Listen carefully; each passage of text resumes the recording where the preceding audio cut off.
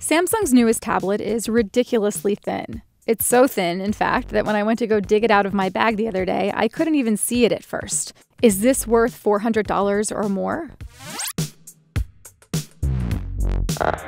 The brand new Samsung Galaxy Tab S2 is the successor to last year's Galaxy Tab S. As I mentioned, it's thinner than last year's model, but it's also lighter, has a similarly beautiful display, and has an updated processor. But despite its svelte figure, it's still, in some ways, the same tablet inside. I can't help but feel like it's lacking that wow factor that would catapult it into true top-of-the-line tablet territory. Does it have longer-lasting battery life? Nope. An amazing camera? Nope, that's pretty much the same. Wireless charging? Wishful thinking. Let's talk about the Tab S2's build first, one area where it really stands out. It comes in two different sizes, a 9.7-inch model and an 8-inch model. Samsung claims the S2 tabs are the thinnest on the market. It's even thinner than the iPad Air 2, if you want to compare it with iPad. And it's pretty nice looking. The back of the Galaxy Tab S2 is an unembellished matte plastic, with metal edges that give it a more premium feel. One area where Samsung's mobile devices have really stood out from the pack is in displays, and the Tab S2's rich-looking Super AMOLED display is no exception.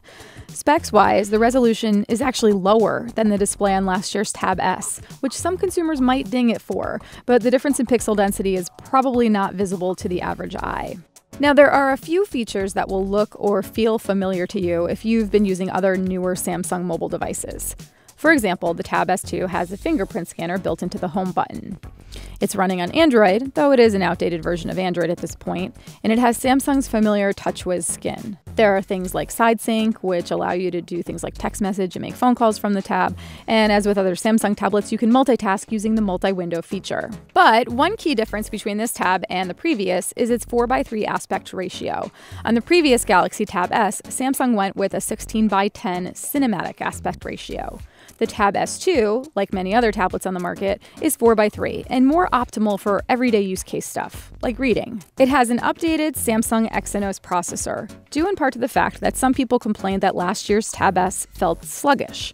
For the most part, the new tab felt fluid and fast, and I was able to play graphics-heavy games and stream video mostly without issue, although the smaller Tab S2 froze up on me on a couple occasions. Also, it's worth noting that the Tab S2 has the same processor as the Samsung Galaxy Note 4, not the super fast chip found in Samsung's latest and greatest smartphones. The cameras, they're just okay. I still think using tablets for photos is just weird, but I know that plenty of people use their tabs for this. And they probably won't be blown away by the Tab S2's 8-megapixel rear and 1.2-megapixel front-facing cameras, which are pretty much the same as last year's Tab S. And the rear camera's positioning means it's still too easy to inadvertently cover the lens with your hands or finger. Also, battery life suffers a little bit due to the tablet's thinness.